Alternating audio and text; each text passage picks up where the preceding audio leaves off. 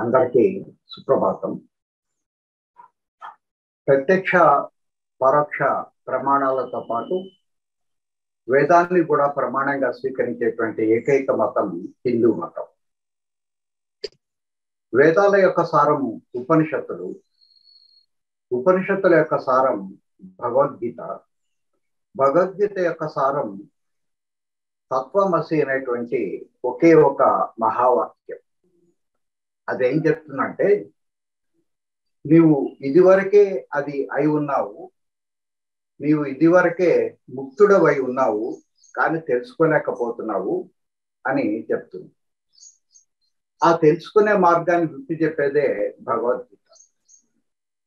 మనం ఎందుకు ముక్తులం అయి ఉన్నామన్న సంగతి మనకు తెలియడం లేదు, లేక అనుభవంలోకి రావడం లేదు అంటే, మన నిజ స్వరూపం ఏమిటో మనకు తెలియకపోవడం ఒక కారణం, పరమాత్మ యొక్క నిజ స్వరూపం ఏమిటి అనేది తెలియకపోవడం రెండవ కారణం. ఈ రెండు నిజ స్వరూపాలు కనుక మనం తెలుసుకున్నట్లయితే అప్పుడు క్రమక్రమంగా మనమే పరమాత్మ, మనం ఇదివరకే ముక్తిని పొంది ఉన్నాము, ముక్తి అంటే తెచ్చుకునేది కాదు తెలుసుకునేది అన్న సంగతి మనకు అవగతం. అందుకోసమే శ్రీకృష్ణుడు మొదటి 6 అధ్యాయాలలో నీవెవరు అని చెప్పడం కోసం ప్రయత్నం చేసినాడు. నీవు ఈ శరీరం కాదు, మనసు కాదు అని చెప్పి మొదలు పెడతాడు. ఎందుకంటే ఒక పాత చీరకు రంగు మళ్ళీ వేయాలంటే ముందు బ్లీచింగ్ చేస్తారు. ఆ పాత ఉండేటువంటి రంగు లేక మురికి అంతా వదిలిపోయినప్పుడు మాత్రమే కొత్త రంగు దానికి అంటుకోవడానికి వీలవుతుంది. అట్లాగే పాత గోడకు సున్నం వేయాలంటే ముందుగా బూజులు దులిపేసి తర్వాత వేయడం మొదలు పెడతాం. అందుకని మనం కాండేదో ముందు మనం వదిలించుకుంటే తర్వాత అసలైనది ఏమిటని తెలుసుకోవడానికి మనకు సాధ్యమవుతుంది. కాబట్టి మొట్టమొదటి పునాది లాంటిది ఈశాక్రియ. ఆ ఈశాక్రియ సహాయంతో నిరంతరం మనము నేను ఈ శరీరం కాదు, మనస్సు కాదు అనే భావనని మెల్లిమెల్లిగా మనం ఇంకించుకున్నట్లయితే అప్పుడు అసలైనది పట్టుకోవడానికి సాధ్యమవుతుంది. అనేక వేల జన్మల నుంచి ఈ శరీరమే నేను, మనసే నేను అనేటువంటి భావంతో మనం కొనసాగుతున్నాం. కాబట్టే ఈ జనన మరణ వలయంలోంచి బయటికి పడలేకపోతా ఉన్నాం. యద్భావం తద్భవతి అన్నారు. ఈ శరీరమే నేను అనే భావం మనలో ఉన్నంత కాలము ఈ జననము మరణం అనేది తప్పనిసరిగా ఉంటాయి. అందుకని ముందుగా ఈ భావనను మనం వదిలించుకోవాలి. అందుకే ఈశాక్రియని ప్రతిరోజు కనీసం ఒక్కసారైనా సరే ఉదయం తప్పనిసరిగా దాన్ని సాధన చేయాలి. ఈ సాధన వల్ల ముక్తి సంగతి అటుంచి ముందు మనము మన నిజ స్వరూపాన్ని ఎప్పుడైతే గ్రహిస్తామో, దీనికి 70 ఏళ్ళు 80 ఏళ్ళలో కాదు, ఎప్పుడు 18 సంవత్సరాలే దీనికి అని సంగతి మనం గ్రహిస్తే మన నిత్య జీవితాన్ని చాలా సమర్థవంతంగా ముందుకు తీసుకోవడానికి మనకు సాధ్యం అవుతుంది.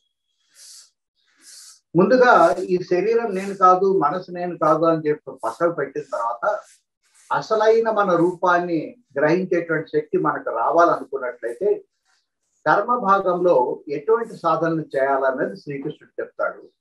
అయితే శ్రీకృష్ణుడు చెప్పే ముందు మిగిలినటువంటి కర్మ భాగాలు గతంలో ఏమున్నాయి, ఇప్పుడు శ్రీకృష్ణుడు అదనంగా ఏం చెప్తున్నాడని చెప్పి తెలుసుకోవడం కోసం మనం ప్రయత్నం చేస్తా ఉన్నాం.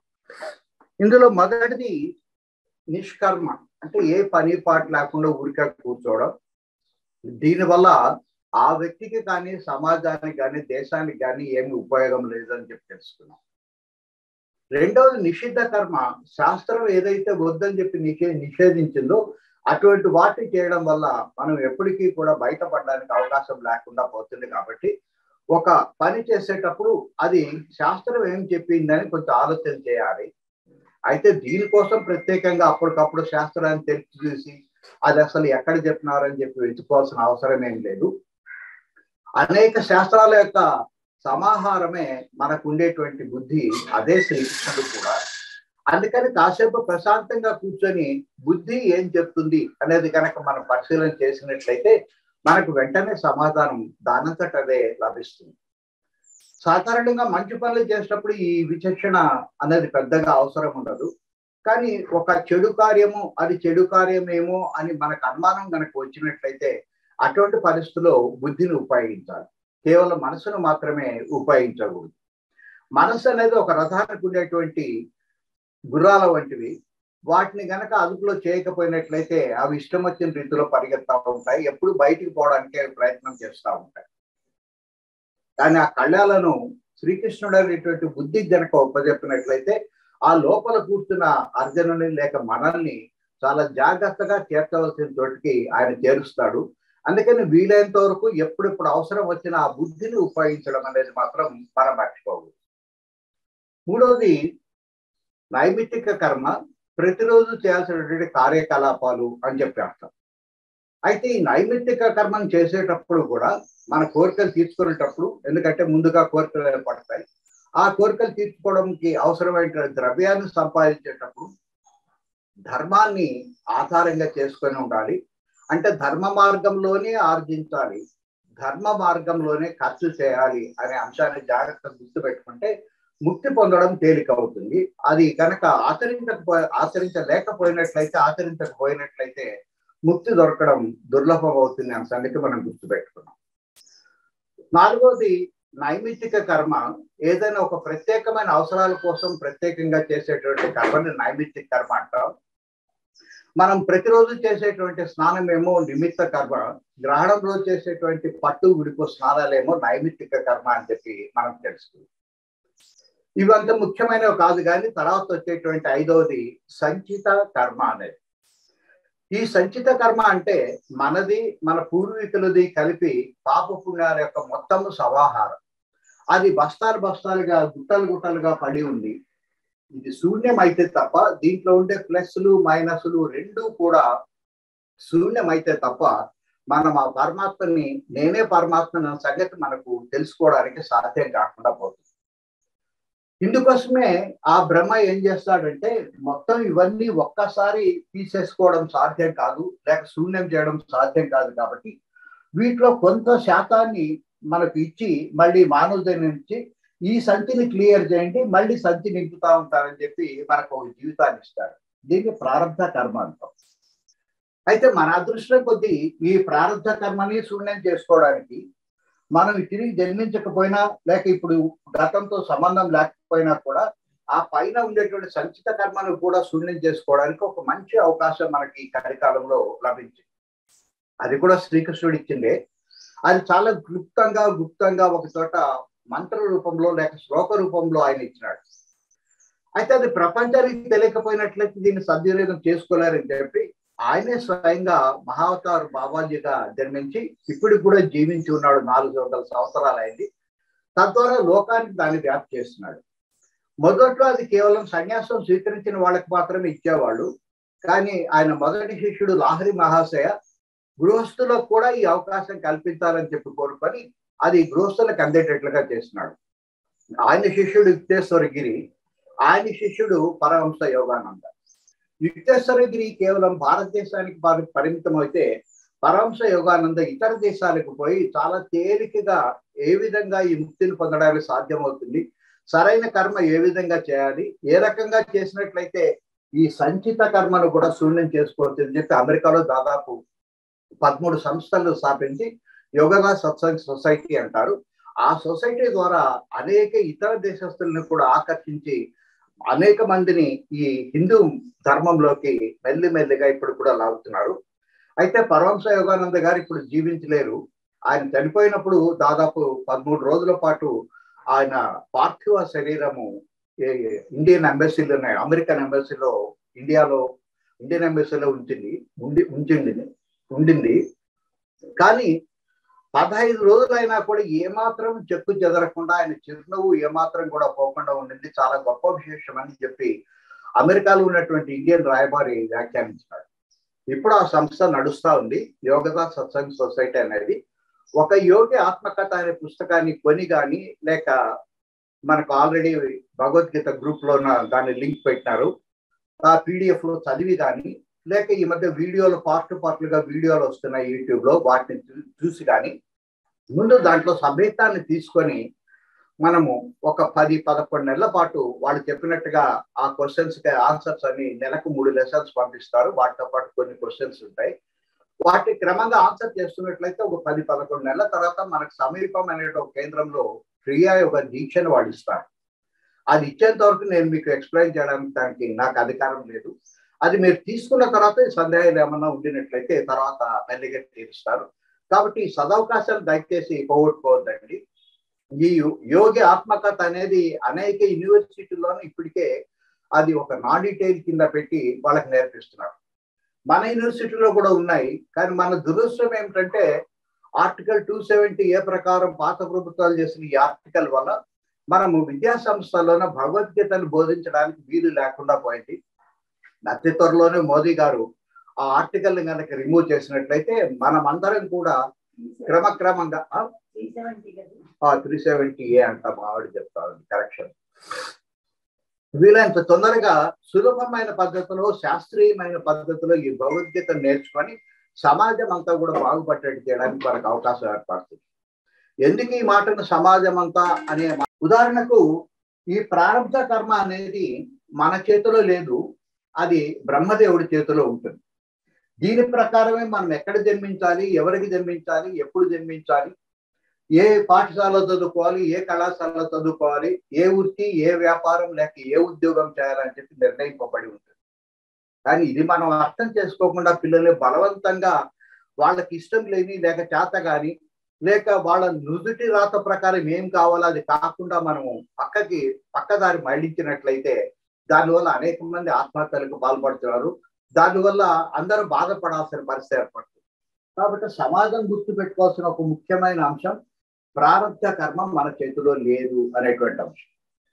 అట్లాగే ఈ ప్రారంభ కర్మ ప్రకారం మనం ఏదో ఒక వృత్తి, వ్యాపారం లేక ఉద్యోగం స్వీకరించిన తర్వాత ఏ విధంగా మనం దాన్ని నిర్వహిస్తామనేది ఆగామి కర్మ. యాక్చువల్గా ఈ ఆగామి కర్మ యొక్క ముఖ్యమైన ఉద్దేశం ఈ ప్రారంభ కర్మలో ఉండే ప్లస్లు మైనస్లన్నింటినీ కూడా శూన్యం చేసుకోవడం కోసం మనం ప్రయత్నం చేయాలి. అయితే అట్లా చేస్తున్నామా లేక ఇంకొంచెం పెంచుకోవడానికి ప్రయత్నం చేస్తున్నామా అని చెప్పి ఆలోచిస్తే ఇంకొంచెం పెంచుకోవడానికే మనం ప్రయత్నం చేస్తా ఉన్నాం. ఎందుకంటే ఈ ఆగామి కర్మ నా చేతిలో లేదు, సమాజం చేతిలో ఉంది అని ఒక పొరపాటు భావంతో మనం బతుకుతున్నాం. మా ఆఫీసులో అందరూ లంచాలు తీసుకుంటున్నారు, నేను ఒక్కడి తీసుకోకపోయినంత మాత్రాన ఒరిగేది ఏముంది అని చెప్పి మనల్ని మనము సమర్థించుకుంటున్నాం. కాబట్టి దీన్ని ఎట్లా సద్వినియోగం చేసుకోవాలి, దీంట్లోంచి బయటపడడానికి లేక ఇది సంచిని ఎట్లా శూన్యం చేయడానికి ఆగామి కర్మ మనకు ఉపయోగపడుతుంది అనే సంగతి నిన్నటి వరకు మనం తెలుసుకున్నాం. ఇప్పుడు అది ఎట్లా ఉపయోగపడుతున్న సంగతి తెలుసుకోవడం కోసం ప్రయత్నం చేద్దాం. అర్థం చేసుకోవడానికి ఒక సింపుల్ ఎగ్జాంపుల్ ఒక దాన్ని మనం తీసుకున్నాం. పాత రోజుల్లో ఒక అత్త కోడలు ఉన్నారు. నేను ఆధునిక కాలంలో ఉండే వాళ్ళని గురించి చెప్పడం లేదు, పాత రోజుల్లో ఉండేటువంటి ఒక అత్త కోడలు. ఈ కోడలు చాలా మంచి అమ్మాయి, వెనక ముందు ఎవరు లేరు, దిక్కుముక్కు కూడా ఎవరు లేరు. కాబట్టి ఆమె తనకి ఇచ్చినటువంటి అన్ని పనులను సక్రమంగా నిర్వర్తిస్తుంది, కంప్లీట్ గా చేస్తుంది. అంతేకాదు పర్ఫెక్ట్ గా కూడా చేస్తుంది. భగవంతుని దగ్గర కావడానికి అత్యంత సులభమైన మార్గం ఒకటి ఏమిటంటే కంప్లీషన్ అండ్ పర్ఫెక్షన్. కొంతమంది అసలు కంప్లీటే చేయరు, కానీ కొంతమంది కంప్లీట్ చేసినా కూడా దాన్ని పర్ఫెక్ట్ గా చేయరు. ఒక తువ్వాలారేమని చెప్పి శిష్యుడికి చెప్తే వాడు అవతల ఇసిరేసిపోతాడు. ఇంకొకడు కొంచెం మెరుగ్గా పైన దండం మీద వేసిపోతాడు. ఇంకొకడు దాన్ని పూర్తిగా సాగదీసి రెండంచులు సమానంగా వచ్చినట్టు చేసి కంప్లీషన్ అండ్ పర్ఫెక్షన్ ని ఆచరిస్తాడు. అటువంటి కోడలు ఈమె. కానీ అతను నిరంతరం ఈమెని ఏదో రకంగా శారీరకంగా మానసికంగా హింసిస్తూనే ఉంటుంది. పక్కింటి ఆవిడ అడుగుతుంది, ఎందుకమ్మా అంత మంచి అమ్మాయిని అట్లా బాధ పెడుతున్నావంటే, మా అత్త నన్ను బాధ పెట్టింది కాబట్టి నేను బాధ పెడుతున్నానని చెప్పి అంటుంది. అంటే తనకు గతంలో జరిగిన దాన్ని నేరుగా వాళ్ళ మీద తీర్చుకోవడానికి వీలు లేదు కాబట్టి పరోక్షంగా మరొకరి మీద తీర్చుకోవడం కోసం ప్రయత్నం చేస్తారు. ఆఫీసులో బాస్ తిట్టాడు, తిరిగి బాస్ని తిట్టడానికి అవకాశం లేదు, అక్కడే ఎదురుగా ఉన్నారు. అందుకని ఆ కోపం అంతా మనసులో పెట్టుకొని ఇంటికి వచ్చిన తర్వాత వాళ్ళ ఆవిడ ఏం చేయకపోయినా కూడా వెంటనే రుసరుసలు ఆడతారు. అట్లా ఈమె ట్రాన్స్ఫర్ చేయడం కోసం ప్రయత్నం చేస్తాము. పాపం మీ కోడలు అట్లాగే భరిస్తా ఉంది, ఎందుకంటే ఇంకా ఆమెకు వేరే ఇతర మార్గం ఏం లేదు. రోజు భగవంతుని నన్ను ఎప్పుడు తీసిపోతావు, నేను ఎప్పుడు ప్రసాదం ఇస్తావు అని చెప్పి ప్రతిరోజు కూడా ప్రార్థన చేసుకుంటా ఉంటుంది. కానీ ఈమె ముందు పోదు, ఈమె అత్తగారే ముందుగా వెళ్ళిపోతుంది, ఎందుకంటే వయసు పెద్దది కాదు. ఆ పోయిన తర్వాత బ్రహ్మ అడుగుతాడు, అమ్మ చాలా కాలం జీవించినావు, శుభ్రంగా జీవించినావు, అనుభవించాల్సినవన్నీ అనుభవించేసినావు, ఇంకా నా దగ్గరకు వచ్చేసి శాంతంగా ఉండు అంటాడు. అంటే అది కుదరదు స్వామి, నేను తెలిసి ఆ సుగుణవంతురాలైనటువంటి కోడని అనవసరంగా చాలా ఇబ్బంది పెట్టినాను. ఆమెను రోజు కనీసం ఒక 4 మొట్టికాయలైనా వేసేదాన్ని. కాబట్టి తిరిగిపోయి నేను ఆ మొట్టికాయను బదులు తీర్చుకుంటే తప్ప నాకు మనశ్శాంతి లేదు. మళ్ళీ నాకు ఒక్క అవకాశం ఇవ్వు, ఆమె చేతుల్లో తన్నులు తినడానికి నాకు అవకాశం ఇవ్వు అని చెప్పాను కోరుకుంటాను. ఇట్లా గడిచినాక కొంతకాలానికి కోడలు కూడా పెద్దదైపోయి ఆమె మరణిస్తుంది. అప్పుడు దేవుడి దగ్గరికి పోతే, అమ్మ కొంచెం లేట్ అయిపోయింది, ఏమనుకోవద్దు, మీరు చాలా రోజులు బట్టి అడుగుతున్నావు నా దగ్గర తీసుకొని రప్పమని, కానీ కొంచెం ఆలస్యం అయింది, ఇప్పుడు వచ్చేస్తున్నావు కదా, శాంతంగా సుఖంగా ఇక్కడ ఉండిపో అంటాడు. అప్పుడు ఆమె ఏమంటుంది, అది కుదరదు, అనవసరంగా నన్ను నానాకు బాధలు పెట్టింది ఈమె, కాబట్టి నాకు ఇంకొక జన్మనివ్వు, నేను అత్తగా జన్మించి ఈమెని కనీసం ఇవన్నీ కూడా బాధలు తీర్చుకుంటే తప్ప అప్పుడు మనశ్శాంతిగా నీ దగ్గరకు వచ్చి ఉండలేను అని చెప్పాడు. దీంతో ఏమైందంటే ఒక వలయం అనేది ఏర్పడింది. మళ్ళీ నెక్స్ట్ జన్మలో ఈ అత్తగారేమో కోడలుగా జన్మిస్తుంది, మళ్ళీ ఈ కోడలేమో వచ్చే జన్మలోనూ అత్తగా మారిపోతా ఉంటుంది. మళ్ళీ ఇది రిపీట్ అవుతుంది. ఒకవేళ అత్త కాకపోతే భర్తగానో లేకపోతే భార్యగానో ఏదో ఒక రూపంలో, లేక పాము కప్ప రూపంలోనూ ఎక్కడో చోట ఈ బదులు తీర్చుకోవడం అనేది నిరంతరం జరిగి అది ఒక వలయం కింద మారిపోతుంది. అత్త కోడలుగా మారడం, కోడలు అత్తగా మారడం నిరంతరం జరుగుతాం.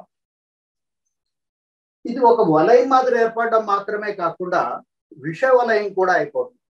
విష వలయం అంటే వలయకారంలో ఉండడం మాత్రమే కాకుండా క్రమక్రమంగా పెరిగిపోతూ ఉండడం అని చెప్పి అర్థం. ఈ సంగతి మనకు ప్రత్యేకించి ఇంజనీరింగ్ కాలేజ్లో స్పష్టంగా తెలుస్తుంది. ఫస్ట్ ఇయర్ లో చేరిన విద్యార్థిని ర్యాగింగ్ చేసేటప్పుడు, పాత రోజుల్లో ర్యాగింగ్ అంటే కేవలం పరిచయాలు చేసుకోవడం వరకు మాత్రం పరిమితమైంది. కానీ రాను అది విపరీతమైన పరిస్థితికి దారి తీసి ఫస్ట్ ఇయర్ లో ఉండేవాడిని చాలా విపరీతంగా ర్యాగింగ్ చేయడం వల్ల కొంతమంది ఫస్ట్ ఇయర్ లోనే ఆత్మహత్యలు చేసుకునేటువంటి విద్యార్థులు చాలా మంది ఉన్నారు. లేదా ఒకడో ఇద్దరు ఎవరైనా ఆత్మహత్య చేసుకోకుండా వాటిని భరించున్నా కూడా ఇతను ఫోర్త్ ఇయర్ లోకి వచ్చినప్పుడు ఫస్ట్ ఇయర్ లో ఉన్నప్పుడేమో ఇటువంటి బాధ పగవాడికి కూడా వద్దనుకున్నాడు. కానీ ఫోర్త్ ఇయర్ లోకి వచ్చిన తర్వాత ఏమనుకుంటాడు, నన్ను నానాకు బాధలు పెట్టినారు, నేను కూడా తిరిగి బాధ పెట్టాలి అంటే అక్కడ ఆఫీసులో ఆఫీసర్ తిట్టలేక ఇంటికి వచ్చి భార్యను తిట్టినట్టుగా ఇది వేరే వాళ్ళ మీద ఖర్చు తీర్చుకోవాలనుకుంటాడు. అంతవరకు పర్లేదు, అది వృత్తమే. కానీ అప్పుడు 4 మాత్రమే బాధ పెట్టారు, ఈసారి దానికి వడ్డీ కలిపి 6 చేయాలనుకుంటారు. అంటే అది వృత్తాకారం మాత్రమే కాకుండా 4 నుంచి 6కి, 6 నుంచి 8కి క్రమక్రమంగా పెరిగిపోతా ఉంటుంది. అందుకని రాను కలియుగంలోన హింసాత్మకమైన భావన ఎక్కువ పెరిగిపోవడానికి కారణం ఏంటంటే దీన్ని అర్థం చేసుకోలేకపోవడం. అయితే దీనికి పరిష్కారం లేదా అంటే, ఎవరైతే భగవద్గీతను చదివి అర్థం చేసుకొని ఆగామి కర్మ అంటే ఏమిటి, ప్రారంభ కర్మ అంటే ఏమిటి అని తెలుసుకున్నట్లయితే ఈ కోడలికి ఎవరైతే బాధపడతా ఉందో ఆ కోడలికి ఒక సంగతి స్పష్టంగా అర్థమవుతుంది. ఏమిటంటే, ఈరోజు అత్త నన్ను బాధించినటువంటి అంశాలు అత్త కాదు నన్ను బాధించింది, నేను గతంలో నేను అత్తగా ఉండి ఈమెను బాధించినాను. కాబట్టి అప్పుడు ఈమె కోడలు, ఆమెను నేను ఆ రోజుల్లో నా పాత జన్మలో నేను ఆమె బాధించినాను, దాన్ని ఇప్పుడు ఆమె తిరిగి తీరుస్తుంది. అంటే అద్దంలో రిఫ్లెక్షన్ చూసుకున్నట్టుగా ఈ రోజు నాకు కలిగిన బాధ అత్త ద్వారా వచ్చింది కాదు, అది కేవలం నా గత జన్మలో నేను పెట్టిన బాధలను తిరిగి ఇప్పుడు అత్త రూపంలో నాకు వస్తున్నది తప్ప ఆమె చేసిన తప్పేమీ లేదు అన్న సంగతి ఎప్పుడైతే ఆమెకు అర్థమవుతుందో అప్పుడు ఈమె అత్తను క్షమించేస్తుంది. అంటే నేను తిరిగి వస్తాననేటువంటి కోరికలు ఇంకా కోరుకోదు, ఆ పరమాత్మ దగ్గర చేరిపోయి శాశ్వతంగా ఉండిపోదు. అట్లాగే అత్త కూడా ఈ కోడలు బాధ పెట్టేటప్పుడు ఒక్కసారి ఆలోచించి, ఈ కోడల స్థానంలో నా కూతురు కనుక ఉండినట్లయితే ఏం చేస్తుండే దాన్ని అని ఆలోచిస్తే, కూతురు కూడా తప్పులు చేయొచ్చు, ఈ కోడలు అసలు తప్పులు చేయలేదు, కానీ కూతురు తప్పులు చేసినట్లయితే అప్పుడు ఎట్లా ట్రీట్ చేస్తాని, అప్పుడు కూడా కోప్పడుతుంది. కానీ ఆ కోపంలోన ద్వేషం లేదు, అది కేవలం తన కూతురు సక్రమైన మార్గంలో పెట్టడం కోసం మాత్రమే, ఆప్యాయతతో కూడినటువంటి కోపం అది. దాన్ని ఎప్పుడైతే ఆచరిస్తాదో, నేను మళ్ళీ పోయి తన్నులు తినాలనే భావన ఈమె కలగదు. ఎందుకంటే కూతురు సక్రమణ మార్గంలో పెట్టడం కోసం ప్రయత్నం చేసింది కాబట్టి, ఇక్కడ ద్వేషం లేదు కాబట్టి తిరిగి జన్మించాల్సిన అవసరం వీళ్ళిద్దరికి లేకుండా పోతుంది. దాంతో ఈ వలయము, ఈ విష వలయం రెండు కూడా సమాప్తి కావడానికి అవకాశం ఏర్పడుతుంది. కాబట్టి సమాజంలో ఈ రోజు సక్రమంగా సుఖశాంతులతో అందరూ మెలగాలంటే కనీసం ఈ మేరకు సంచిత కర్మ, ప్రారంభ కర్మ, ఆగామి కర్మ అనే వాటిని జాగ్రత్తగా అర్థం చేసుకున్నట్లయితే అనేక సమస్యలకు మనకు పరిష్కారం దొరుకుతుంది. దీని తర్వాత కర్మానుష్ఠానంలో ఉండేటువంటి మరొక కర్మ ఏంటంటే కామ్య కర్మ. ప్రతిఫలాన్ని కోరి చేసేటువంటి కర్మని కామ్య కర్మ అని చెప్పి మనం పిలుస్తాం. ఈ కామ్య కర్మలో సాధారణంగా మంచి పనులు చేస్తూ ఉంటాం. కానీ ఒక్కొక్కసారి తెలుసో తెలియక కొన్ని చెడ్డ పనులు కూడా మనం చేయొచ్చు. చెడ్డ పనులు ఎప్పుడైతే చేస్తామో మనం ఉండేటువంటి ఈ భూలోకం నుంచి బయటికి పోవడానికి మనకు అవకాశం లేదు. ఆ చెడ్డ కర్మ మనకు ఇనుప గొలుసై తిరిగి తిరిగి భూమి మీద కానీ లేక ఈ భూమి కంటే ఇంకా దిగువన ఉండేటువంటి లోకాల్లో కానీ జన్మించేటట్లుగా చేస్తుంది. కాబట్టి చెడ్డ కర్మ అనేది గొలుసై, ఇనుప గొలుసై అది తిరిగి భూమి మీదనో లేకపోతే ఇంకా దీనికంటే దిగు ఉండేటువంటి లోకాల్లోనో తిరిగి తిరిగి జన్మించేటట్టుగా చేస్తుంది. ఒకవేళ మంచి కర్మలు చేస్తే అది బంగారు గొలుసు అవుతుంది. దాని ఫలితంగా దీని పైన ఉండేటువంటి ఉన్నత లోకాలకు పోతాము. మళ్ళీ తిరిగి ఆ ఉన్నత లోకాల్లో ఉండడమో లేక తిరిగి భూమి దగ్గరికి రావడమో జరుగుతుంది. అందుకని అది ఇనపదైనా బంగారుదైనా గొలుసు మాత్రం గొలుసే. అవి ఎప్పటికప్పుడు మనల్ని తిరిగి ఇదే లోకంలో జన్మించినట్టుగా చేస్తాయే తప్ప మనకు పర్మనెంట్ గా శాశ్వతమైనటువంటి ముక్తిని ఇవ్వడానికి అవి ఉపయోగపడవు. ఈ సంగతి గుర్తుపెట్టుకోకుండా మనం చాలా మంది మంచి పనులు చేస్తూ ఉంటాం. అయితే మంచి పనులు చేసినంత మాత్రాలు ముక్తి డెఫినెట్ గా వస్తుంది అని చెప్పి గ్యారంటీ ఏమీ లేదు. ఎందుకంటే ఎంత మంచి పని చేసినా కూడా ముక్తి రావాలంటే అది ఎంత గొప్ప మంచి పని అయి ఉండాలి అంటే ఈ పైన ఉండేటువంటి లోకాలన్నిటినీ కూడా దాటేసి ఈ మొదటి లోకం దగ్గరికి చేర్చేటట్లుగా ఉండాలి. ఈ మొదటి లోకాన్ని సత్యలోకము లేక బ్రహ్మ నివసించేటువంటి లోకం అని చెప్పంటాం. ఈ లోకం దగ్గర కనుక రాగలిగినట్లయితే ఈ మిగిలిన ఏ లోకంలో పైన మళ్ళీ తిరిగి రావడం, కానీ ఒక్కసారి సత్యలోకంలోకి పోతే తిరిగి రావడం అనేది ఉండదు. అంటే బర్త్ కన్ఫర్మ్ అయిపోయింది, ఇక ఏం దిగులు పడాల్సిన అవసరం లేదు. సత్యలోకంలో చేరుకున్నట్లయితే తిరిగి జన్మించాల్సిన అవసరం, తిరిగి మరణించాల్సిన అవసరం ఉండదు. కానీ వెంటనే ముక్తి మాత్రం రాదు. ఈ సత్యలోకంలో చేరుకున్న తర్వాత ముక్తి రావాలంటే దీనికి 4 దశలు ఉన్నాయి. ఒకటి సాలోక్యం, అంటే ఆ లోకాన్ని చేరుకోవడం. రెండవది సామీప్యం, అంటే ఆ లోకంలో ఎవరైతే దేవుడు ఉంటాడో ఆ దేవుడి దగ్గరికి చేరుకోవడం. అది సత్యలోకమైనట్లయితే బ్రహ్మ, లేక వైకుంఠమైనట్లయితే విష్ణువు, లేక కైలాసమైనట్లయితే శివుడు, వాళ్లకు సమీపంగా పోవడం. మూడవది సారూప్యం, అటువంటి రూపాన్ని పొందడం. ఈ సారూప్యం అనేది ఎప్పుడైతే ఏర్పడుతుందో ఆటోమేటిక్ గా ఇక యమభట్లకు మన దగ్గరకు వచ్చే అవకాశం ఉండదు. అందుకే ఎవరైనా సరే చిట్ట దర్శనంలో కాశీలో గనక మరణించినట్లయితే వాళ్ళకి కుడి చెవి పైకి లేచి ఉంటుందంట. ఎందుకంటే శివుడు స్వయంగా వచ్చి కుడి చెవిని లాగిపెట్టి దాంట్లో ఆయన శివ పంచాక్షరిని ఉపదేశిస్తాడు. దాంతో ఏమైపోతుందంటే వాళ్ళు శివుడి యొక్క ఆకారాన్ని ధరించేస్తారంట. అట్లా ధరించడం వల్ల అంటే ఈ స్థూల శరీరం కాదు, సూక్ష్మ శరీరం అటువంటి ఆకారం ధరిస్తుంది. దాంతో యమభట్లు మన కోసం ఎత్తుకుంటూ వచ్చినా కూడా మన శరీరం కనిపిస్తుందేమో కానీ మనం కనపడం, లేక మనం కనిపిస్తాము కానీ శివుడు ఆకారంలో కనిపిస్తాం తప్ప మామూలు పాత మన అడ్రస్ ప్రకారం మనం కనపడం. అందుకని వెతికి దిగి వాళ్ళు వెళ్ళిపోతారు. అట్లా కొంతకాలానికి వాళ్ళకి దగ్గరగా ఉండి వాళ్ళ యొక్క రూపాన్ని మనం అనుసరించి వాళ్ళలాగే గడ్డమది పెంచుకొని వాళ్ళ ఎట్లాంటి రూపం ఉందో అటువంటి అక్కడ ఉంటాం.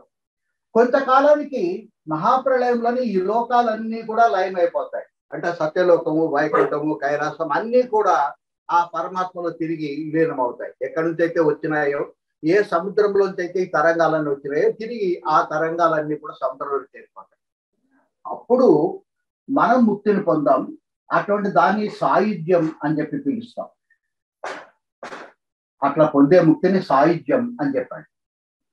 ఇది స్టెప్ బై స్టెప్ జరుగుతుంది ఈ ముక్తి, కాబట్టి దీన్ని క్రమ ముక్తి అని చెప్పి అంటారు. అంటే ఒక్కసారిగా ముక్తి వచ్చేది, మనం జీవించి ఉండగానే వచ్చేటువంటి ముక్తి ఒకేసారి వెంటనే వచ్చేది. దాన్ని జీవన్ముక్తి అంటారు. అంటే జీవించి ఉండగానే పొందే ముక్తిని జీవన్ముక్తి. రమణ మహర్షి లాంటి వాళ్ళు పొందినటువంటి ముక్తి అది జీవన్ముక్తి. అది మనకు ప్రత్యక్షంగా కనిపిస్తుంది కూడా. కానీ ఇక్కడ ముక్తి వస్తుంది కానీ వెంటనే రాదు. ఈ సాలోక్యం, సామీప్యం, సారూప్యం అయిన తర్వాత చివరిలో ఎప్పుడో మొత్తం మహాప్రళయం వచ్చినప్పుడు అప్పుడు మనకు సాయుధ్యం అనేటువంటి ముక్తి లభిస్తుంది. ఇది కూడా ఎప్పుడు వస్తుందంటే మనం శరీరాన్ని వదిలిపెట్టిన తర్వాత అది లభిస్తుంది. శరీరం ఉండగా ఇది లభించదు. అందుకని దీనికి మరొక పేరు దేహాంతర ముక్తి అంటారు, క్రమముక్తి అంటారు, దేహాంతర ముక్తి అంటారు. కానీ జీవన్ముక్తి విషయంలో మనం జీవించుండగానే అది లభిస్తుంది, తక్షణమే మనకు లభిస్తుంది. ఆ చివరి మహాప్రళయం వరకు మనం వెయిట్ చేసినటువంటి అవసరం లేదు. ఇది విశిష్టాద్వైతులు చెప్పేటువంటి ముక్తి. ఇది జీవన్ముక్తి ఏమి అంటే జీవించి ఉండగానే లభించే ముక్తి ఏమో అద్వైతులు చెప్పేటువంటి ముక్తి అని. దాని గురించి భక్తి యోగంలోకి పోయినప్పుడు మరికొంత డీటెయిల్గా తెలుసుకుందాం. ప్రస్తుతానికి ఒక సంగతి గుర్తు పెట్టుకుందాం. చెడ్డ కార్యాలు చేస్తే ఇనుప గొలుసు తిరిగి తిరిగి జీవించేటట్లుగా కట్టేస్తుంది. మంచి కార్యాలు చేసినట్లయితే అది బంగారు గొలుసు. అయితే ఈ బంగారు గొలుసు ఇక్కడ వరకు ఉండినట్లయితే, రెండో లోకం వరకు వచ్చినట్లయితే తిరిగి వెనక్కి తీసుకుపోతుంది. కానీ మొదటి లోకం వరకు పోయేంత మహాపుణ్యం గనక మనం చేసుకోగలిగినట్లయితే అప్పుడు తిరిగి రావడం అనేది ఉండదు, బంగారు గొలుసు కాస్త తెగిపోతుంది అని చెప్పారు. కొంతమంది కోటీశ్వరులు, బిల్ గేట్స్ లాంటి వాళ్ళు అనేక వేల కోట్ల రూపాయలు వాళ్ళు ధర్మం చేసినారు. అయితే వాళ్ళందరికీ ఈ జీవన్ముక్తి ఈ క్రమముక్తి లభిస్తుందా అంటే, దేహాంతర ముక్తి లభిస్తుందా అంటే లభించకపోవచ్చు. కారణం ఏమిటంటే వాళ్ళందరూ కూడా ప్రతిఫలాన్ని కోరి చేసినారు కాబట్టి, ప్రతిఫలము అనే దాన్ని కోరుకోవడం అనే ఒక చిన్న పొరపాటు చేయడం వల్ల వాళ్ళు చేసిన దాన ధర్మాలకు ఇక్కడి నుంచి నేరుగా అక్కడి వరకు పోయేటువంటి అవకాశం ఉంది. కానీ నాకు పేరు రావాలి, లేక మా కంపెనీ యొక్క ప్రాఫిట్స్ మరికొంచెం పెరగాలి, లేక నన్ను చూసి ఇంకొంతమంది ముందుకు రావాలి అనేటువంటి ఆలోచనతో కనుక ఇది కనుక చేసినట్లయితే వాళ్ళు ఇక్కడికే పరిమితం అవుతారు. బహుశా స్వర్గం సుఖం చాలా సంవత్సరాలు అనుభవించవచ్చు, లేదా దీనికంటే ఇంకా ఎక్కువ సుఖాలు ఇచ్చేటువంటి పైలోకాల వరకు పోవచ్చు, కానీ ఇక్కడికే పరిమితం అవుతారు. ఈ మొదటి లోకం దగ్గరికి మాత్రం పోలేరు. అదే మనకి ఇన్ఫోసిస్ నారాయణమూర్తి గారు, వాళ్ళ మిసెస్ సుధామూర్తి గారు ఉన్నారు. వాళ్ళు ఎన్ని రకాలైన దాన ధర్మాలు చేస్తున్నారో, ఎంతమందికి సాయం చేస్తున్నారో వాళ్ళకి తెలియదు. వాళ్ళు గుర్తు పెట్టుకోరు. ఎవరికైతే గుర్తింపు అవసరమో వాళ్ళు గుర్తు పెట్టుకుంటారు, కానీ మిగిలిన వాళ్ళు గుర్తు పెట్టుకోవాల్సిన అవసరం లేదు. వాళ్ళు ఎన్ని పుణ్యకార్యాలు చేస్తున్నారో నాకు తెలియదు, కానీ బహుశా వాళ్ళకి ఇక్కడ ఉండాల్సిన అవసరం ఉండకపోవచ్చు. శరీరం వదిలిన తర్వాత నేరుగా ఇక్కడ పోయే అవకాశం అయితే ఉండదు. మరి బిల్ గేట్స్ లాంటి వాళ్ళు అంతకంటే అనేక వేల కోట్లు దానం చేసినప్పటికీ కేవలం ఆ చిన్న పొరపాటు, నాకు గుర్తింపు కావాలి అనే ఫలితాన్ని ఆశించి ఎప్పుడైతే చేస్తారో దాంతో మొత్తాన్ని వాళ్ళు కోల్పోయినారని చెప్పి అనుకోవాలి. అనేక వేల సంవత్సరాలు స్వర్గం రావచ్చు, కానీ స్వర్గం ముక్తి కాదు, అది శాశ్వతమైనది మాత్రం కాదు. మళ్ళీ ఎప్పుడో ఒకసారి తిరిగి జన్మించాలి. కాకపోతే కొంచెం ఉత్తమమైన జన్మ, ఏదో దేశానికి దేశాధ్యక్షుడిగా జన్మించవచ్చు. కానీ దేశాధ్యక్షుడిన తర్వాత అప్పుడు తలనొప్పులతోటి అసలు భగవంతుడు అనుకోవడానికి అవకాశమే లేకపోవచ్చు, లేక అవసరం కూడా లేకపోవచ్చు. అంటే ముక్తి మార్గం నుంచి పక్కకు పోయేటువంటి ప్రమాదం వాళ్ళకి ఏర్పడుతుంది. ఇటువంటి ప్రమాదం ఒకటి ఉంది గ్రహించే ఈ మానవ లోకంలో కలికాలంలోన ఎట్లా బయటపడి ముక్తిని పొందాలని తెలుసుకోవడం కోసమే శ్రీకృష్ణుడు అదనంగా ఒక 2 అంశాలను చేర్చినాడు. వీటిని గనక మనం జాగ్రత్తగా ఒడిసి పట్టుకోగలిగినట్లయితే ఈ సంసార జీవితంలో ఉంటూనే నిరంతరం అటు ఇటు తెల్లాచెదురుగా తిరుగుతూనే మన ముక్తిని సులభంగా పొందడానికి అవకాశం ఏర్పడుతుంది. దాని వెనకుండే టెక్నిక్ ని మాత్రం మనం జాగ్రత్తగా అర్థం చేసుకోవాలి. దానిలో భాగంగానే శ్రీకృష్ణుడు యాడ్ చేసినటువంటి ఒక 2 కర్మల గురించి ఇప్పుడు జాగ్రత్తగా అర్థం చేసుకుందాం. ఇప్పుడు చెప్పినటువంటి 8 కర్మలని కర్మ మార్గము లేక కర్మ అనుష్ఠానము అంటారు. వాటితోటి పని జరగదని చెప్పి గ్రహించి శ్రీకృష్ణుడు మన కోసం అని చెప్పి ఇంకొక కొత్త దాన్ని ఏర్పాటు చేస్తున్నాడు. అదేంటంటే నిష్కామ కర్మ.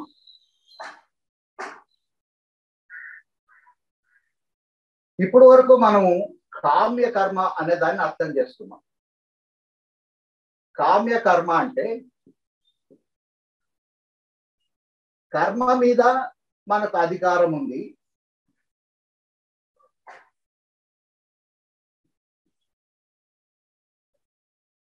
కర్మ మీద అధికారం ఉంది, ఆ కర్మ యొక్క ఫలితం మీద కూడా మనకు అధికారం ఉంది అని చెప్పి అనుకుంటారు. కర్మ మీద అంటే చేసే పని మీద మనకు అధికారం ఉంది, దాని నుంచి లభించే ఫలితం మీద కూడా మనకు అధికారం ఉంది అని చెప్పి భావించి చేసేదాన్ని మనం కామ్య కర్మ అంటాం. ఒక పెద్ద గుడిని కానీ బడిని కానీ కట్టిస్తాం. ఆ పుణ్యం ఎంత గొప్పదంటే నేరుగా చనిపోయిన తర్వాత స్వర్గలోకాన్ని కాకుండా ఆ పైన ఉండేటువంటి సత్యలోకాన్ని చేర్చే కెపాసిటీ దానికి ఉంది. కానీ అక్కడ ఒక చిన్న పొరపాటు ఏం చేస్తామంటే ఈ ఆలయాన్ని నిర్మించిన వారు అని కింద మన తండ్రి పేరు, కీర్తిశేషులు, పిల్లల పేర్లు అన్నీ అక్కడ రాసుకుంటాం. ఆ ఒక్క చిన్న పొరపాటు తోటి మనకు ఆ ముక్తిని పొందకుండా స్వర్గం దగ్గరకు ఆగిపోయే ప్రమాదం ఏర్పడుతుంది. మనం చేసిన కార్యక్రమం వల్ల భగవంతుడు ఒక పెద్ద వజ్రాన్ని చేతికిచ్చినాడు, కానీ దాని విలువ తెలుసుకోక దాన్ని మనం పేపర్ వెయిట్ కింద వాడుతున్నాం, లేక పచ్చడి నూరుకోవడానికి బండబాదులు వాడుతున్నాం అని చెప్పారు. అది లేకుండా చేయడం కోసం నిష్కామ కర్మ అనే దాన్ని ఎక్స్ప్లెయిన్ చేస్తాం. శ్రీకృష్ణుడు ఏమంటాడంటే నీకు కర్మ చేయడం మీద మాత్రం అధికారం ఉంది, కానీ ఫలితం మీద నీకు అధికారం లేదు అని చెప్పినాడు. ఈ మాటని చాలా మంది కొంచెం మిస్రిప్రజెంట్ చేసి ఈ మంచి అవకాశాన్ని మనం పొందకుండా దూరం అయిపోతుంది. ఆయన ఏమన్నాడంటే కర్మణ్యే వాధికారస్తే మా ఫలేషు కదాచన అన్నాడు. కర్మ చేయడం మీద నీకు అధికారం ఉంది, కానీ కర్మ యొక్క ఫలితం మీద నీకు అధికారం లేదు అన్నాడు. కానీ ఫలితం రాదు అని చెప్పి ఎప్పుడు చెప్పలేదు. అట్లా చెప్పాల్సి వస్తే కర్మణ్యే వాధికారిస్తే నా ఫలేషు కదాచన అనే మాటని నా అనే అక్షరాన్ని వాడి ఉండేవాడు. అదే ఉంది అనుకొని మనం ఏం చేస్తామంటే ఫలితం రాకపోతే నేను కష్టపడి పనిచేయడం ఎందుకు, ఫలితాన్ని ఆశించి కదా మనం చేసేది, ఫలితం రాదంట శ్రీకృష్ణుడు భలే చెప్పినాడే, వద్దు వద్దు అని చెప్పి మంచి కార్యాలు చేయకుండా పక్కన పోతుంది. శ్రీకృష్ణుడు అట్లా ఎప్పుడు చెప్పలేదు. ఆ ఫలితం నీకు తప్పనిసరిగా దక్కుతుంది, నువ్వు ఎంత కష్టపడినావో అంతకు సమానంగా వస్తుంది. ఫర్ ఎవరి action there is equal and opposite reaction. నువ్వు చేసిన కర్మకు సరిపడా మొత్తం ఒక పైసా ఎక్కువ లేకుండా తక్కువ లేకుండా నీ ఫలితాన్ని నీకు ఇస్తాను నేను. కాకపోతే అది నీ చేతుల్లో లేదు. ఎప్పుడు ఇవ్వాలి, ఎట్లా ఇవ్వాలి, ఎక్కడ ఇవ్వాలి అనేది నేను నిర్దేశిస్తాను. ఆ మాటకు వస్తే కర్మ యొక్క ఫలితం నీ చేతిలో ఎప్పుడు కూడా ఉండదు. అది కొంచెం జాగ్రత్తగా అర్థం చేసుకో. నీకు ఒక జామ చెట్టు అంటే నాగపూర్ జామ పండ్లు అంటే నీకు బాగా ఇష్టం అనుకున్నాం. నార్త్ ఇండియాకి పోయినప్పుడు ఒక 2 మొక్కలు తెచ్చుకున్నాం. ప్రతిసారి అక్కడికి పోయి కొనుక్కోవడం ఎట్లా సాధ్యం కాదు, ఒక్కోసారి మార్కెట్లో దొరకవు, దొరికిన చాలా కాస్ట్లీగా ఉన్నాయని చెప్పి భావించి మొక్కలు నాటుదామని చెప్పి 2 మొక్కలు తెచ్చుకున్నాం. శుభ్రంగా గొయ్యలు తీసి ఎరువు వేసి మొక్కను పెట్టి మొత్తం మట్టి కప్పేసి నీళ్లు కూడా పోస్తాం. అయితే కారణం తెలియదు ఒక మొక్క మాత్రం చనిపోయింది, కానీ ఒకటి మాత్రం బతికింది. దాన్ని చాలా జాగ్రత్తగా చూసుకుంటున్నావు, రోజు నీళ్లు పోస్తున్నావు, మేకలు లాంటివి దగ్గరకు వచ్చి తినేయకుండా చుట్టూ కంచె లాంటివి తెరిపించడం. అంటే కర్మ చేయడం మీద నీకు అధికారం ఉంది, కానీ ఆ చెట్టు క్రమక్రమంగా పెరిగేటట్లుగా చేసేటువంటి ప్రక్రియ నీ చేతిలో లేదు. దాని నుంచి ఆకులు క్రమక్రమంగా ఎక్కువ కావడం, కొమ్మలు రావడం అనేది నీ చేతిలో లేదు. వీటిలో ఎక్కడో ఒక చోట కొన్ని పువ్వులు కాయడం అనేది కూడా నీ చేతుల్లో లేదు. పలానా చోట పువ్వులు తెచ్చి నువ్వు పెట్టలేదు. ఈ పువ్వుల్లో కొన్ని కాయలుగా మారడం కూడా నీ చేతిలో లేదు. ఈ కాయలు పండుగ మారడం కూడా నీ చేతిలో లేదు. కానీ తినడం మాత్రం నీ చేతిలో ఉంది. ఫలితం నీకు తప్పనిసరిగా దక్కుతుంది. కానీ ఆ కర్మ యొక్క ఫలితం చెట్టు పెరగడం, కాయలు కాయడం, పువ్వులు పోయడం ఇవన్నీ నీ చేతిలో లేవు, అవి నా చేతిలో ఉన్నాయి. అవి నువ్వు ఎంతైతే కష్టపడినావో దానికి సమానంగా నీకు ఇస్తాను. అయితే ఒక్కొక్కసారి మొత్తం నీకు ఇచ్చేస్తాను నువ్వు ఆశించినట్లుగానే. కర్మ చేసిన దానికి సమానంగా కష్టపడి 90 మార్కులు రావాలనుకుంటాను. ఒక్కోసారి అట్లాగే రావచ్చు కూడా. పూర్తి ఫలితం ఒక్కోసారి నీకు లభిస్తుంది, ఒక్కోసారి కావాలని నీ కోసమే, నీ అవసరం కోసమే కొంత పక్కకు తీసుకెళ్తారు. మళ్ళీ నీకు ఎప్పుడో ఎక్కడో ఒక చోట అవసరం అవుతుంది. అనుకోకుండా ఒకసారి ఢిల్లీకి పోతావు, మీ అబ్బాయి వచ్చి రైల్వే స్టేషన్లో దింపి టికెట్ కొనిచ్చి వెళ్ళిపోయినాడు. ఇక కాసేపులో ట్రైన్ వస్తుంది, ఎదురుగా టీవీ పెట్టింది, అప్పుడే కొత్తగా టీవీ వచ్చిన రోజులు చూస్తా ఉన్నావు నోరు తెచ్చుకొని, పక్కన ఎవరు జోబీ తెచ్చుకొని నీ పర్సులు కొట్టేసినాడు.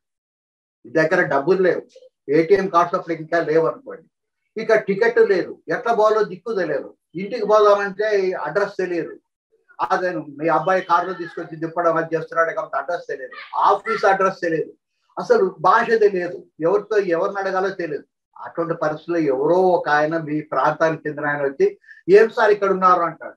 ప్రాణం లేచి వచ్చినట్లయితుంది, భగవంతుడే ఆ రూపంలో వచ్చినాడు అనుకుంటాం. వాస్తవానికి భగవంతుడే ఆయన పంపించుంటాడు. అప్పుడు అతను మీకేం పర్లేదండి సార్, నాకు ఇక్కడ తెలిసిన పోలీసులు ఉన్నారు, కంప్లైంట్ రాసేయండి, మీకు వారం 10 రోజుల్లో మీకు మళ్ళీ పోస్ట్లో మీ అడ్రస్ ఇవ్వండి, మీ పర్సు మీ ఇంటికి వస్తారు, ఏం కాదు, ఈ లోపల టికెట్ కొనిస్తాను, దయచేసి ఈ పండ్లు ఇవన్నీ తీసుకొని హాయిగా మీ ఊరు చేరుకోవడానికి పంపిస్తాడు. ఇది అతను చేసిన సహాయం కాదు, నువ్వు చేసుకున్నటువంటి ఒక మంచి పని ఈ రూపంలో వచ్చి నీకు ఈ రోజు లభించింది. కాబట్టి నీకు ఎప్పుడు అవసరమవుతుందో అప్పుడు ఇస్తాను నేను, అదే నీకు మంచి పద్ధతి. మొత్తం ఇప్పుడే కావాలని చెప్పి అనుకోవద్దు, అది ఒక్కొక్కసారి నీకు అంతగా ఉపయోగపడకపోవద్దు. అవసరమైతే మొత్తం ఇస్తాను, ఒక్కోసారి కొంత ఇస్తాను, ఇంకొకసారి వచ్చే జన్మలో ఇస్తాను నేను. నీకు ఇప్పుడు మొత్తం ఏదైతే లభించిందో దాన్ని దృష్టము అంటారు, అంటే కనిపించేది అని చెప్పారు. ఒక్కొక్కసారి అనుకోకుండా మనం ఆపదలో ఉన్నప్పుడు మనం ఏం మంచి పని చేయకపోతే ఎవరో వచ్చి సహాయం చేస్తారు. అది అతను చేసిన సహాయం కాదు, గత జన్మలో మనం చేసుకున్నది ఈ జన్మలో మనకి ఈ రూపంలో ఫలితం వచ్చి ఆ ఆపద నుంచి మనం బయటపడతాం. ఒక పెద్ద ప్రమాదం జరగాల్సింది కొద్దిలో పోయింది అంటే నేను పాత జన్మలో ఏదో చేసుకున్న పూజ ఫలమో లేక పుణ్య ఫలమో అని చెప్పి అనుకుంటాం. అంటే పాత జన్మది ఇక్కడికి వచ్చి ట్రాన్స్ఫర్ అవుతా ఉంది. కాబట్టి భగవంతుడు ఒక్కొక్కసారి మొత్తం ఇస్తాడు, ఒక్కొక్కసారి పార్షియల్ గా కూడా ఇస్తాడు. ఒక ద్రాక్ష పండు, సీడ్లెస్ ద్రాక్ష పండు తిన్నామనుకోండి, మొత్తం అంతా కూడా డైజెస్ట్ చేసుకోవడం ఏమీ పారేయలేదు, కాబట్టి అది మొత్తం అంతా కూడా దృష్టమే. కానీ ఒక బంగినపల్లి మామిడి పండు తిన్నామనుకోండి, తొక్క పారేస్తాం, టెంకను పారేస్తాం, లోపల ఉండే గుజ్జును తింటాం. గుజ్జు మాత్రం దృష్టము, ఆ పారేసినటువంటి వాటి అదృష్టం. ఈ అదృష్టంలో తొక్క ఏమి ఉపయోగపడదు, కానీ ఆ టెంక కనుక బయటపడి అది సక్రమైన పరిస్థితిలో కనుక ఉండినట్లయితే పెద్ద చెట్టు అయిన తర్వాత నీకో లేక నీ మనవలకో లేక నీవు చనిపోయిన తర్వాత ఇంకా నీ తరం వాళ్ళకో అది ఉపయోగపడుతుంది. ఆ కనపడకుండా తర్వాత వచ్చేదాన్ని అదృష్టము అని చెప్పాడు, సారీ అదృష్టం అని చెప్పాడు. ఒక్కొక్కసారి ఈ జన్మలో నువ్వు చేసిన పనికి ఏమాత్రం ఫలితం చేతికి రాకుండా కేవలం వచ్చే జన్మలోనో లేక కొంతకాలం తర్వాత వచ్చే అవకాశం. మనకు అరకు ప్రాంతంలో ఒక చిన్నటి మామిడి పళ్ళు దొరుకుతాయి, నిమ్మకాయ కంటే కొద్దిగా పెద్ద సైజు ఉంటాయి. దాంట్లో కాయ ఎంత ఉందో దాంట్లో 90% విత్తనం ఉంటుంది, ఒక 5% తోలు ఉంటుంది, కొద్దిగా మాత్రమే గుజ్జు ఉంటుంది. అంటే చాలా కొద్దిగా దుష్టం, మిగిలినంతా కూడా అదృష్టం అని చెప్పాను. అందుకని నీ మంచి కోసమే నీకు చేసిన పనికి ఫలితం తప్పనిసరిగా ఉండి తీరుతుంది. కానీ ఎప్పుడు ఇవ్వాలి, ఎంత ఇవ్వాలి, ఎట్లా ఇవ్వాలని నా చేతిలో ఉంది అని చెప్పేదాన్ని నిష్కామ కర్మ అంటాం. ఈ ఒక్క చిన్న అడ్జస్ట్మెంట్ కనుక మనం గుర్తు పెట్టుకొని చేయగలిగినట్లయితే ఒక గుడి కట్టించినప్పుడు అక్కడ పేరు వేసుకో.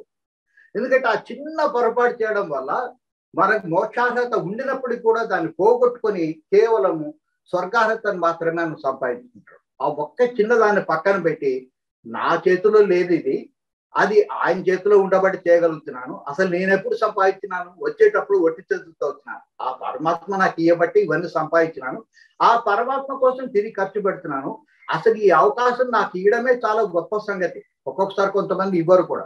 వెనకటి రోజుల్లో రాజులు ఏదైనా ఒక ఆలయాన్ని గుడిని పెద్ద గుడిని నిర్మించాలనుకుంటే ఆ గుడిని నిర్మించడానికి తగినంత సంపద వాళ్ళ కోశాగారంలో ఉండినప్పటికీ కూడా ప్రజల్ని ఎంతో కొంత విరాళం అడిగేవాడు. ఎందుకంటే దాంట్లో ఆ పుణ్యంలో వాళ్ళు కూడా భాగం పంచుకోవాలనేది ఆ రాజుగారి యొక్క ఉద్దేశం.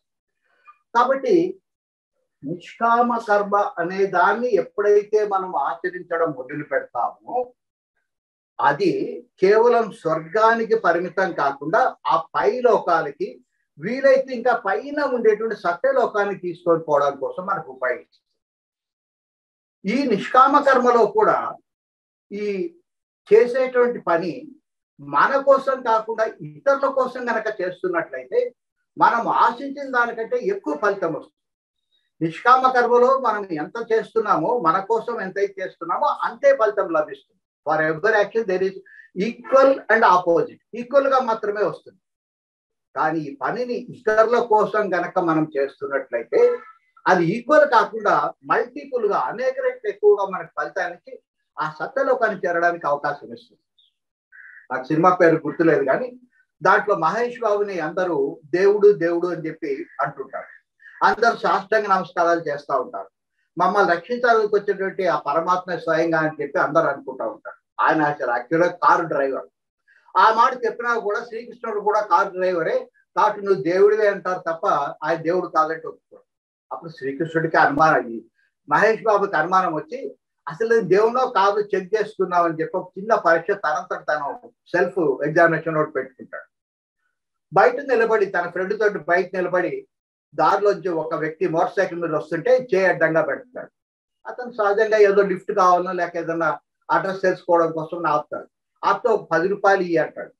10 రూపాయల పొద్దున్నే ఈ మధ్య సూటు బూట్ వేసుకొని ప్యాంట్లు షర్ట్ వేసుకొని కూడా టచ్ చేసుకొని అడుగు తినడం మొదలు పెట్టారు. భలే ఉంది పో అని వెళ్ళిపోతాడు.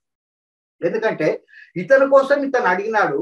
ఇతనికి అది ప్రాప్తం ఉంటేనే, గతంలో ఏమైనా చేసుకొని ఉంటేనే ఆ 10 రూపాయలు వస్తారు కానీ లేకపోతే రాదు. అందుకని భగవంతుడు ఆ ఇచ్చే ఏర్పాటు చేయలేదు. ఈ లోపల ఇంకెవరో రాకపోతారో మళ్ళీ ఒక్కసారి సెకండ్ టైం టెస్ట్ చేస్తున్నామని చెప్పి అనుకుంటా ఉంటే ఆ పక్కన అరుగు మీద ఒక పిల్లవాడు పాపం 3 అంకేసి పడుకొని ఉంటాడు. 3 అంకేసుకొని పడుకోవడానికి కారణం ఏమిటంటే వాడికి 3 రోజులు బట్టి తిండి లేదు, కడుపు లోపలికి పోయింది. ఇక ఆకలికి తట్టుకోలేక మోకాళ్ళు కడుపులో పెట్టి డొక్కలో పెట్టుకొని పాపం చలికి వణుకుతూ అట్లాగే పడుతున్నాడు. అప్పుడు అనుకోకుండా ఒక ఐడియా వస్తుంది మహేష్ బాబు, నాకు గనక ఇప్పుడు ఎవరన్నా ఒక 10 రూపాయలు ఇచ్చినట్లయితే వెంటనే ఆ 10 రూపాయలు పెట్టి వాడికి ఒక బ్రెడ్ పాలు కొనిస్తానని చెప్పి అనుకుంటాడు. అనుకున్న కాసేపటికి అవతల నుంచి ఒక కారు వస్తుంది. కారు వస్తే యథావిధిగా మళ్ళీ చేయడం పెడతాడు. పెట్టగానే ఆ కారు తిన్నట్టాడు. ఏంటంటే ఒక 10 రూపాయలు ఇవి అంటాడు. ఎందుకు ఎట్లా అని ఏం చెప్పాడు, 10 రూపాయలు ఏమంటాడు. అతను జోబులో నుంచి 100 రూపాయల నోటు తీసిచ్చి చిల్లర్లు ఉంచుకొని వెళ్ళిపోతాడు. ఎంతగా నేను తిట్టాడు కొట్టాడు. ఇక్కడ మనం గమనించాల్సిన విషయం ఏంటంటే ఇతను అడిగిందేమో 10 రూపాయలు. అది ఎవరి కోసం, తన కోసం కాదు, ఆ పక్కన ఉండేటువంటి ఆకలి ఉన్న పిల్లవాడికి ఆకలి తీర్చడం కోసం. అట్లా ఇతరుల కోసం మనం అడిగినప్పుడు ఆ 10 రూపాయలు రావడం మాత్రమే కాకుండా అదనంగా ఒక 90 రూపాయలు మనకు వచ్చే అవకాశం ఏర్పడింది. కాబట్టి ఈ నిష్కామ కర్మలో మనం గుర్తు పెట్టుకోవాల్సింది, మనం ఫలితం ఆశించకుండా కనుక చేసినట్లయితే ఫలితం తప్పనిసరిగా వచ్చి తీరుతుంది. ఫలితం మన చేతిలో లేదు, ఆయన చేతిలో ఉండడమే చాలా మంచిది కూడా. మనకు అత్యవసర పరిస్థితుల్లో మళ్ళీ ఆయన ఇస్తాడు. ఈ చేసే కార్యక్రమం కూడా మన కోసం కాకుండా, పేరు కోసం కాకుండా, ఇతరుల కోసం కనుక మనం చేస్తున్నట్లయితే అనేక రెట్ల ఎక్కువ ఫలితాన్ని పొందొచ్చు. అనేక రెట్ల ఫలితాన్ని పొందితే ఈ 7వ లోకం నుంచి ఆ పైన ఉండేటి 1వ లోకం దగ్గరికి, సత్యలోకం దగ్గరికి పోవడానికి మనకు అవకాశం ఏర్పడుతుంది. లేకపోతే అవకాశం చాలా తక్కువ అనే సంగతి మనకు తెలుస్తుంది. ఈ నిష్కామ కర్మను అర్థం చేసుకుంటే ఇంకొక మంచి కూడా ఉంది. మనం ఏదైనా కర్మ చేసినప్పుడు మనం ప్రస్తుత కాలంలో ఈ కర్మను చేస్తాం, లేక ప్రజెంట్ పీరియడ్ లో చేస్తాం. అయితే ఫలితం ఎక్కడ ఉంటుందంటే ఒక 7 ఏళ్ల తర్వాత మామిడి చెట్టు కాస్తుంది. కాబట్టి ఇది భవిష్యత్తులో ఉంటుంది. ఈ కర్మ చేయడము నా చేతిలోనే ఉంది, కర్మ యొక్క ఫలితం కూడా నా చేతిలోనే ఉంది అని చెప్పి నువ్వు ఆలోచిస్తా ఉండినట్లయితే కర్మ చేస్తున్నప్పుడు నీ మనసు ప్రస్తుత కాలంలో మాత్రమే కాకుండా నిరంతరం భవిష్యత్తు కాలంలోకి పరిగెడతా ఉంది. లేదా నేను ఈ పని చేసిన తర్వాత మా ఊరికి పోతే ఎంత మెచ్చుకుంటారో అని వెనకటికి భూతకాలంలోకైనా పోతాడు. అంటే గడియారంలో పెండ్యులం మాదిరి మనము కామ్య కర్మ చేస్తున్నప్పుడు, అంటే ఫలితాన్ని ఆశ చేస్తున్నప్పుడు గడియారంలో పెండ్యులం ఊగినట్టుగా అటు ఇటు భూత భవిష్యత్తుల మధ్య ఊగుతుంటుంది. మధ్యలో ఒకసారి కొద్దిగా టచ్ చేస్తుంది, ప్రస్తుత కాలాన్ని కొద్దిగా టచ్ చేస్తుంది, మళ్ళీ పోతా ఉంటుంది. ఇట్లా వచ్చి ప్రస్తుతానికి వస్తుంది, మళ్ళీ వెనక్కి పోతుంది, వెనక నుంచి మళ్ళీ ముందుకు వస్తుంది. ఒక్కసారి ప్రస్తుతానికి టచ్ చేసి అక్కడ ఆగదు, మళ్ళీ ముందుకు పోతుంది. సాధారణంగా MBBS లో చేరినటువంటి విద్యార్థులు ఫస్ట్ ఇయర్ సెకండ్ ఇయర్ కాగానే ఒక గ్రీనింగ్ పేరు కొనుక్కుంటారు.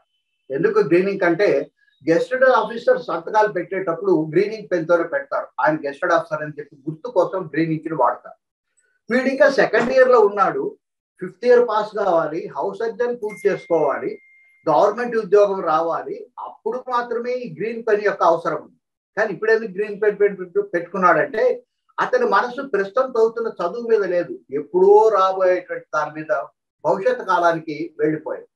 అట్లా ఎప్పుడైతే మనసు నిరంతరం అటు ఇటు పరిగెత్తా ఉంటుందో ఏకాగ్రత అనేది మనకు కుదరదు.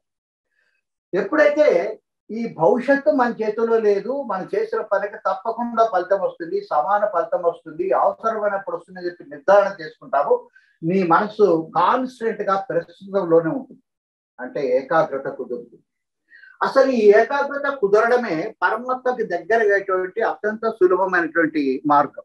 ఇదే సంగతిని ఏకార్ట్ టోలే అనేటువంటి ఒక ఆధ్యాత్మిక శాస్త్రవేత్త అనేక దేశాలు తిరిగి చెప్పడం మాత్రమే కాకుండా నిరూపించినాడు. ఈయన పవర్ ఆఫ్ నౌ అనేటువంటి ఒక పెద్ద పుస్తకాన్ని రాసినాడు. అంత పెద్ద పుస్తకం దొరకకపోయినా పర్వాలేదు, ఈ చిన్న పుస్తకంలో స్టిల్నెస్ స్పీక్స్ అనే పుస్తకం దొరికినా కూడా వీలైతే చదవండి. కానీ దీంట్లో ఉండే సారాంశం మాత్రం చాలా సులభమైనది. మన మనసు నిరంతరము ప్రస్తుత కాలం మీద మాత్రమే ఉంచినట్లయితే పరమాత్మ మన పక్కనే ఉంటాడు, మన లోపలే ఉంటాడు. ఆ పరమాత్మను మనం అనుభవించడానికి వీలవుతుంది. మనం వాకింగ్ చేసేటప్పుడు నిజానికి వాకింగ్ని ఎంజాయ్ చేయం, టాకింగ్ని ఎంజాయ్ చేస్తా ఉంటాం. అట్లా కాకుండా కేవలం నా పాదాలు భూమికి తాకుతున్నాయి, వీలైనంత వరకు చెప్పులు బూట్లు లేకుండా వాకింగ్ చేయడం చాలా ఉత్తమం. అది కొంచెం కాళ్ళకు ఒత్తిడి తగాలి, అకుప్రెషర్ మాదిరి మన ఆరోగ్యం కూడా బాగుపడుతుంది. కాబట్టి ఒట్టి కాళ్ళతో నడిచేటప్పుడు ఆ పాదాల యొక్క స్పర్శ, దారిలో ఎక్కడైనా ఒక టెలిఫోన్ స్తంభం కనిపిస్తే ఆ టెలిఫోన్ స్తంభాన్ని చూడడము, లేక పక్కన ఎవరింట్లోనో గులాబీ ఉంటే అది కోసుకోవడం కాదు, దగ్గరకు పోయి వాసన చూడడం, ఇట్లాంటి చేస్తూ ప్రతి నిమిషం మనం ప్రస్తుత కాలం కనుక ఉండినట్లయితే పరమాత్మ మనం వెన్నంటనే ఉన్నాడన్న సంగతి మనకు అర్థమవుతుంది. ఆయన ఎప్పుడు ఉంటాడు, వెన్నంటే ఉంటాడు. కానీ మనకు తేలిగ్గా అర్థం కావడానికి అవకాశం ఏర్పడుతుందని చెప్పినవాడు ఏకార్ట్ టోలే అనేటువంటి ఆ శాస్త్రవేత్త. కాబట్టి ఈ నిష్కామ కర్మ ఒక్కటి గనక గట్టిగా పట్టుకోగలిగినట్లయితే అది కూడా మన కోసం, పేరు కోసం చేయకుండా ఉండేదే నిష్కామ కర్మ. పేరును ఆశించి, లేక పదవిని ఆశించి, లేక గొప్పదనాన్ని ఆశించి, మన ఫోటో పేపర్లో పడాలని చెప్పి ఆశించి ఫలితాన్ని ఆశించేసినట్లయితే అది స్వర్గాన్ని ఇస్తుంది కానీ ముక్తిని మాత్రం ఇవ్వదు. కానీ అవి ఆశించకుండా చేసినట్లయితే మనకు ఉన్నత లోకాలకు పోవడానికి అవకాశం ఏర్పడుతుంది, సత్యలోకం వరకు పోవచ్చు. సత్యలోకంలో పోవడం కోసం సులభమైన మార్గం ఏంటంటే ప్రతి పనిని మన కోసమే కాకుండా ఇతరుల కోసం కూడా చేయడం మొదలుపెట్టే. చేయాలంటే డబ్బులు కావాలి కదా అని చెప్పి ఇబ్బంది పడొద్దండి. కేవలం ఒక మంచి ఆలోచన చాలు. మనం రోడ్డు నడుస్తుంటే పక్కన కాలువ పక్కన పిచ్చి చెట్లు చాలా ఉన్నాయనుకోండి, ఇవన్నీ కూడా తీసేసి చక్కటి చిన్నటి మార్నింగ్ గ్లోరీస్ ఏమన్నా లేక టేబుల్ రోజు వేస్తే ఎంత చక్కగా ఉంటుంది రోడ్ అని ఒక భావన మనసులోకి రాని చాలు. మనకి కలికాలంలో ఒక గొప్ప వరం ఒకటి ఉంది. మనం ఏదైనా తప్పుడు పని చేస్తే దానికి శిక్ష ఉంటుంది, తప్పుడు ఆలోచన చేస్తే శిక్ష ఉండదట. పాత రోజులు అట్లా లేదు, తప్పుడు ఆలోచన చేసిన శిక్ష ఉండేది. అట్లాగే మంచి పని చేసేటప్పుడు మంచి పని చేస్తే నీకు ఫలితం ఉంటుంది, మంచి పని చేయలేకపోయినా మంచి ఆలోచన చేసినా చాలు, సమాజం కోసం ఒక మంచి ఆలోచన నీలో వచ్చినా కూడా చాలు, దాని యొక్క ఫలితం నీకు లభిస్తుంది. కాబట్టి క్రమక్రమంగా నిష్కామ కర్మని అర్థం చేసుకొని మనం పోయినట్లయితే సత్యలోకానికి అనేక ఇతరుల కోసం చేసినటువంటి పుణ్యకార్యం వల్ల అనేక రెట్లు మన ఫలితాన్ని పొంది, అది పేరు కోసం కాదు కాబట్టి ఈ కింద లోకాలు లేకుండా నేరుగా సత్యలోకం చేర్చడానికి అవకాశం ఏర్పడుతుంది. కాబట్టి ఈ దేహాంతర ముక్తికి ఇది ఉపయోగపడుతుంది. లేక ఇది విశిష్టాద్వైత ముక్తి అంటారు దీన్ని, దేహాంతర ముక్తికి ఉపయోగపడుతుంది. ఈ మెట్టు మనకు అర్థమై మనం క్రమంగా చేస్తూ పోయినట్లయితే తర్వాత మనం చేసినటువంటి పుణ్యకార్యాలు సరిపడా ఉన్నాయో లేదో, ఒకటో లోకం కాకుండా రెండో లోకంలోనూ మూడో లోకంలోనూ ఆగిపోతాము. నిజంగా వస్తుందా లేదో అని చెప్పి సందేహం అవసరం లేదు. ఒకవేళ కొంచెం తక్కువైనట్లయితే ప్రమాదం ఏమిటంటే నువ్వు చాలా గొప్ప వ్యక్తిగా జన్మిస్తావు తర్వాత జన్మలో. ఆ తర్వాత జన్మలో మోక్షానికి వస్తే నీ కాంక్ష లేకపోవచ్చు, అవసరం లేకపోవచ్చు. కాబట్టి నిజంగా నీకు ముక్తి పట్లే కనుక ఇష్టం ఉండినట్లయితే దీని తర్వాత స్టెప్ను కూడా మనం అర్థం చేసుకోవాల్సి ఉంటుంది. అతను ఇచ్చినటువంటి చివరిది కర్మలో కర్మ సన్యాసం. కర్మ సన్యాసం అంటే కర్మ చేయకుండా ఉండడం అని మాత్రం అర్థం కాదు. చాలా మంది ఇదే అర్థంతో ఉపయోగిస్తూ ఉంటారు. దీని యొక్క అర్థము కొంచెం జాగ్రత్తగా పరిశీలించండి. ఇది మనం సెల్ఫ్ అనాలిసిస్ చేసుకుంటే తప్ప మనకి ఇది అర్థం కాదు. కాబట్టి క్లాస్ అయిపోయిన తర్వాత కాసేపు ప్రశాంతంగా కూర్చొని ఈ రోజు క్లాస్ నేను ఎట్లా అటెండ్ కాగలిగినాను, గతంలో క్లాసులు ఎట్లా మిస్ అయిపోయినాను అనేది ఒక్కసారి మీకు మీరే సెల్ఫ్ అనాలిసిస్ చేసుకోండి.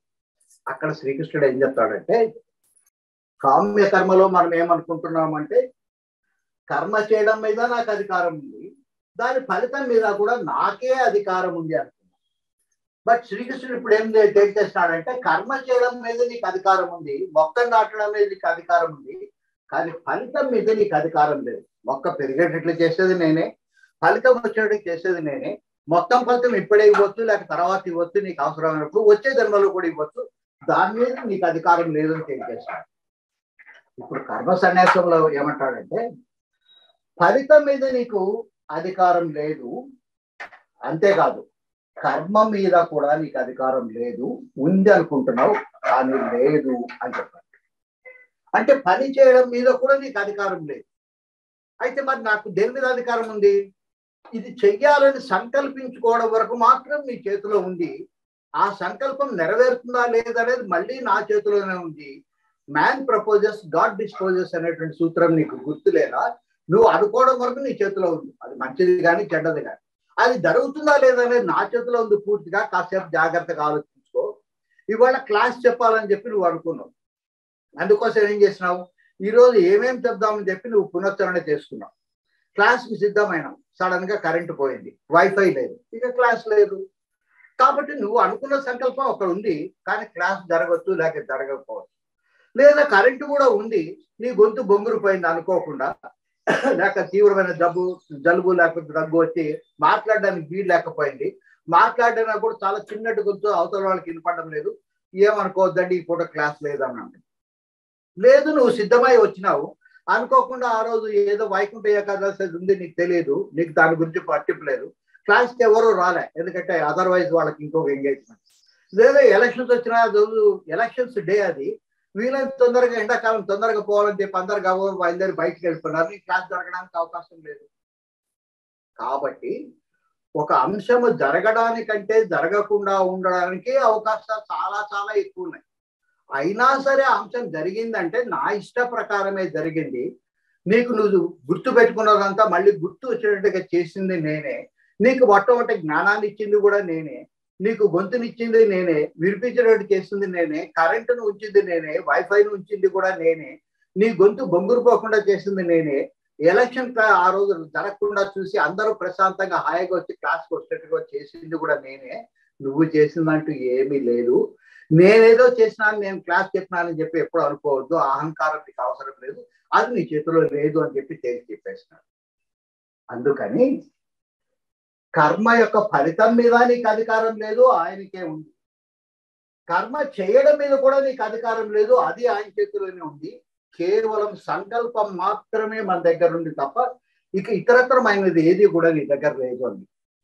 ఈ రెండు విషయాలని మనం చాలా జాగ్రత్తగా పట్టుకోగలిగితే ఇవే మనకు ముక్తిని దగ్గర చేసేటువంటి రెండు అంశాలు. అంతవరకు ఉన్నటువంటి దాన్ని కర్మ అనుష్ఠానం లేక కర్మ మార్గం అంటాం.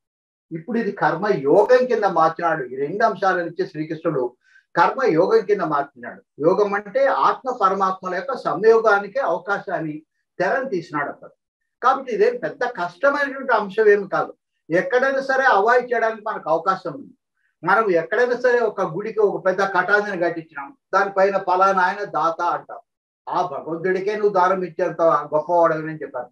ఆ ఒక్క పేరు వేసుకోవడం మానేస్తే చాలు. అకౌంట్ బుక్ లో మాత్రం మన పేరు ఉండాలి, లేకపోతే అది ఇంకా దుర్వినియోగం అంటే ప్రమాదం ఉంది.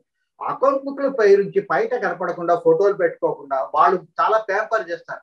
సార్ మీరు కనుక వేసినారంటే మీ పేరు దృష్టి ఇంకో నలుగురు వేస్తారంట.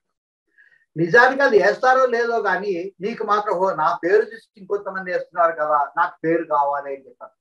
అక్కడ ఫోటో ఉంటే మీ ఫోటో ఉంటే ఇంకొక నలుగురు ఫోటో వేస్తారని చెప్పంట. ఇట్లా వాళ్ళు ప్రలోభ పెట్టినప్పుడు మనము లోపల మనసులో ఆ భావన ఉంది కాబట్టి ప్రలోభపడి తరిగిపోవాలి. కానీ ఈసారి మాత్రం ఖచ్చితంగా అకౌంట్ బుక్ లో నా పేరు ఉండాలి, నా పేరు ఇంకా బయట ఎక్కడ కూడా గోడల మీద కానీ ఫోటోలో కానీ కనపడకూడదు, పేపర్లో కూడా పేరు రాకూడదు అని చెప్పి కండిషన్ కింద కనుక ఇవ్వడం ఎప్పుడైతే మొదలు పెడతావో ఈ స్వర్గం అనే మెట్టు దగ్గర ఆగిపోకుండా ఆ పై మెట్టు చేరుకోవడానికి అవకాశం ఏర్పడుతుంది. అంటే వజ్రాన్ని ఏదో పచ్చడి పడ్డ బాధను వాడుకోకుండా వజ్రం యొక్క విలువను పూర్తి చేసుకొని సత్యలోకాన్ని చేరుకోవడానికి మనకు అవకాశం ఏర్పడుతుంది. ఇట్లా వచ్చేదాన్ని దేహాంతర ముక్తి అంటాం. ఈ కర్మ సన్యాసాన్ని కూడా మనం అడాప్ట్ చేయగలిగితే మనం ఏదో చేసేస్తున్నాం, పొడి చేస్తున్నాం, సమాజంలో అది చేసినాం, ఇది చేసినాం, లేక ఇంతమంది సంతానం, నాకు ఇంత ఆస్తి ఉంది అని చెప్పి అనుకుంటాం. ఇవన్నీ నువ్వు సంపాదించినవి ఏం కాదు, వచ్చేటప్పుడు వెంట ఏమీ తెచ్చుకోలేదు. ఆయన ఇస్తే నువ్వు గర్భజన్మలో చేసిన ఫలితానికి ఆయన ఇస్తే అనుభవిస్తున్నాము, కానీ నీ సొంతం ఏమి లేదు. పోయేటప్పుడు ఇవేవి నీ వెంట రావు. కాబట్టి అన్ని ఇక్కడ వదిలిపెట్టుకోవాల్సిందే, వట్టి చేతులతో ఖాళీ చేతులతో పోవాల్సిందే, కానీ మిగిలినవి మన వెంట రావు అనే సంగతిని గుర్తు పెట్టుకొని నేను నా ద్వారా ఆయన చేస్తున్నాడు సంతోషం, అంతేగాని నేను చేస్తున్నాను అనుకోవద్దు. నా ద్వారా ఆయన చేస్తున్నాడు, నాకు ఈ అవకాశం ఇస్తున్న సంతోషం అని చెప్పి అనుకుంటావో అప్పుడు జీవించి ఉండగానే ముక్తిని పొందేటువంటి అవకాశం ఏర్పడుతుంది. దాన్నే జీవన్ముక్తి అంటారు. ఇది ద్వైత సిద్ధాంతానికి సంబంధించినటువంటి ముక్తి. నేను మొట్టమొదటే చెప్పాను, ద్వైతం అర్థం చేసుకునేటప్పుడు కొంచెం కష్టంగా ఉంటుంది, కానీ ఒక్కసారి అర్థమైతే దీని జీవన్ముక్తిని పొందడం తేలిక. ఈ దేహాంతర్ముక్తి అనేది విశిష్టాద్వైతానికి సంబంధించింది. ఇది మొట్టమొదటి చాలా సులభంగా అర్థమవుతుంది. అయితే ఆచరణ దగ్గరకు వచ్చేసరికి చాలా చాలా కష్టం. విశిష్టాద్వైతం ఏం చెప్తుందంటే మంచి కార్యాలు చేయాలి. ఈ మంచి కార్యాలు చేసినప్పుడు కూడా అది బంగారు గొలుసే తిరిగి నేను జన్మించినట్టుగా చేస్తుంది. అట్లా కాకుండా మంచి కార్యాలు చేస్తూ ఫలితాన్ని కనుక ఆశించకపోయినట్లయితే నువ్వు పై లోకాలకు పోతావు. అయితే ఈ పై లోకాల్లో ఈ ఒకటో లోకం నుంచి ఏమాత్రం కింద ఉన్నా మళ్ళీ తిరిగి ఈ గొలుసు నేను పట్టుకొని నడిపిస్తా ఉంటుంది. నీకోసం కాకుండా ఇతరుల కోసం చేస్తుండు అనేక రెట్లు ఎక్కువ పుణ్యమై పై లోకం వరకు పోవడానికి అవకాశం ఉంది అని చెప్తుంది. అదే కరెక్ట్గా వస్తుందో లేదో మనకు తెలియదు. కాబట్టి ఆచరణ దగ్గరకు వచ్చేసరికి ఇది కష్టం. అర్థం చేసుకోవడం విశ్వాసం సులభం, కానీ ద్వైతం అర్థం చేసుకోవడం కొంచెం కష్టం. కొంచెం కష్టపడితే ఇవేమి పెద్ద కష్టమైన అంశాలు కాదు. బహుశా మనకు తెలియక ఇన్ని రోజులు ఈ పొరపాట్లు మనం చేస్తూ ఉంటాం. ఇప్పుడు ఖచ్చితంగా వీటిని ఎప్పుడైతే అమలు చేస్తూ పోతామో ఆటోమేటిక్ గా మనము జీవించుండగానే ముక్తిని పొందడానికి అవకాశం ఏర్పడుతుంది. కాబట్టి దయచేసి వీటిని ఆచరించడం కోసం ఈరోజు ప్రయత్నం చేయండి. అట్లాగే ఈశాక్రే ఇప్పుడు డౌన్లోడ్ చేయకపోతే దయచేసి కంటిన్యూ చేయండి. ఎందుకంటే ముందు మనం ఎవరో తెలుసుకోవాలంటే మనం ఏది కాదో ముందు తెలుసుకోవాలి, తర్వాత నిజమైన మనం ఎవరో తెలుసుకుంటాం. అట్లాగే వీలైన తొందరగా మనకు ఉండేటువంటి సంచిత కర్మను పోగొట్టుకోవడం కోసం క్రియాయుగంలో అప్లికేషన్ తీసుకొని దాన్ని కూడా ఇమీడియట్ గా స్టార్ట్ చేయండి. ఇంకొక 5 నిమిషాలు టైం ఇస్తాను. ఏదైనా డౌట్స్ ఉంటే ఈ రోజు వరకు అడగండి. శ్రీ గురుభ్యో నమః. శ్రీ గురుభ్యో నమః. నేను జీవిరావు అండి. ఇప్పుడు మనకి కృష్ణార్పణం అంటారు కదా గురుగారు, దాని గురించి ఒకసారి ఏమన్నా చెప్పండి. ఏది చేసినా, పూజలు చేసినా, ఏం చేసినా చాలా మంది వాళ్ళని పొగిడినా కూడా కృష్ణార్పణమే అంటారు. జీవి గారు, కామ్య కర్మలో కర్మ చేసిన తర్వాత ఫలితం నాకే రావాలనుకుంటున్నావంటే స్వార్పణం అని అర్థం. కానీ ఫలితాన్ని ఆయనకు వదిలిపెట్టినట్లయితే అప్పుడు నిష్కామ కర్మ, అది కృష్ణార్పణం అంటే ఆయనకి ఇచ్చేస్తున్నానని చెప్పారు. ఫలితాన్ని ఆయనకి ఇచ్చేస్తున్నానని చెప్పారు. ఆయన చేతిలో పెడుతున్నానని అర్థం. ఫలితాన్ని ఆయనకి ఇవ్వలేదు. ఫలితాన్ని ఎట్లా ఉండాలని నిర్ణయించే అధికారాన్ని కృష్ణుడికి ఇస్తున్నానని చెప్పారు. అది కృష్ణార్పణ మాటకి అర్థం. గురుగారు నమస్తే అండి. తాలూక్యము సామీప్యము ఒకసారి చెప్పరా? ఈ బ్రహ్మలోకాన్ని అంటే ఒకటో లోకాన్ని చేరుకున్నప్పుడు వెంటనే ముక్తి రాదు, కానీ పునర్జన్మ అంటూ ఉండదు.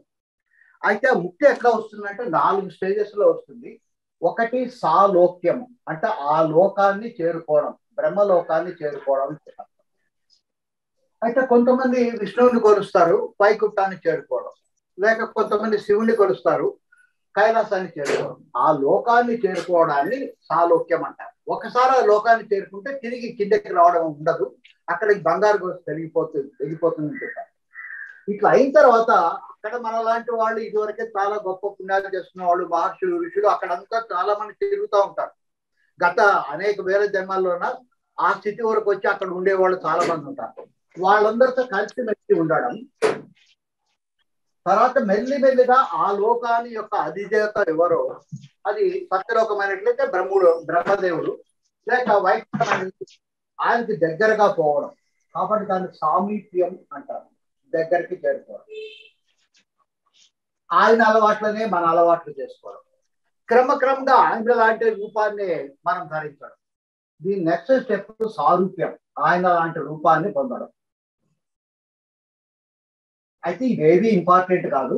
ఒక్కసారి ఆ లోకాన్ని చేరుకున్న తర్వాత ఎప్పుడో ఒకసారి ఆ లోకము మహాప్రళయంలోన మొత్తము అనంతంలోకి కలిసిపోతుంది, లేక నిరాకారం అయిపోతుంది, నిర్గుణ పరబ్రహ్మ దగ్గరకు చేరుకుంటుంది. అప్పుడు మనకు ముక్తి వస్తుంది, ఆ లోకంతో పాటు మనకు ముక్తి వస్తుంది. అట్లా వచ్చేటువంటి ముక్తిని సాయుధ్యం అని చెప్పంటారు.